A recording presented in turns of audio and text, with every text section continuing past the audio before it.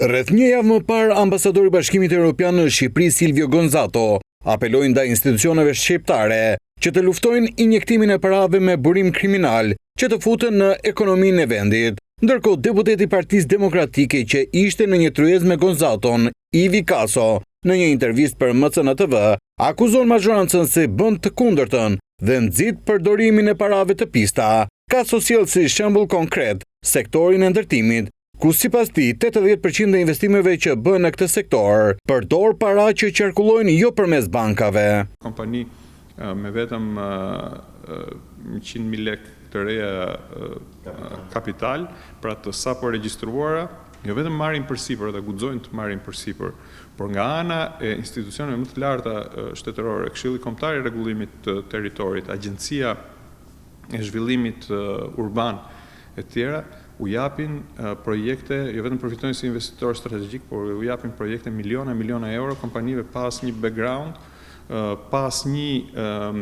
kapacitet financiar të tyre, por edhe pas një garanci bankare ose ndonjë lloj mbështetje të ndonjë institucioni bankar për zhvillimin e projekteve të tilla. Besojmë që në këtë rast është vetë shteti i cili është jo pengus siç duhet të jetë ndaj skemave të tilla, por është incentivuesi i parë për fat të keq. Duke ju referuar raporteve të ndryshme, Kaso thotë se perceptimi i publikut në Shqipëri është se lufta kundër këtij fenomeni bëhet vetëm nga drejtësia, ndërsa institucionet e tjera të pavarura janë jashtë loje. Rreth 80% pra të këtyre investimeve madhore vinë jashtë kanaleve bankare, nuk kemi një rritje jo vetëm të huadhënies, pas të kërkesës për huadhënie nga sektori bankar, dhe të gjithë e dinë se si financohen këto ndërtime, përveç institucioneve shtetërore që kanë shumë të lehtë të merren me një biznes të vogël duke kërkuar llogari se sa e ka parashikimi për xhiron vitin e ardhshëm në raport me xhiron që ka patur vitin e kaluar, ose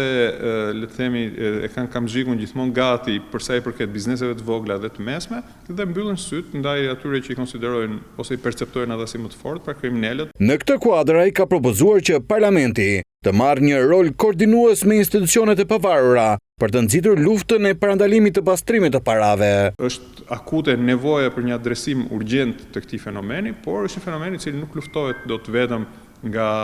prokurorit, nuk luftohet dot vetëm nga SPAK-u, aty ku është varur pjesa më e madhe e shpresës së shqiptarëve. Ftesa ime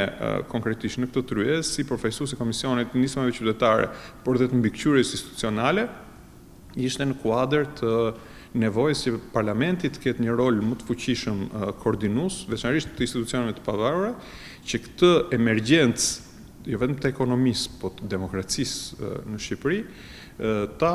adresoj me mjete konkrete nëpërmjet një bashkëpunimi institucional. Sipas deputetit demokrat, policia, tatimet apo edhe Agjencia e Parandalimit të Pastrimit të Parave duhet të jenë më prezente.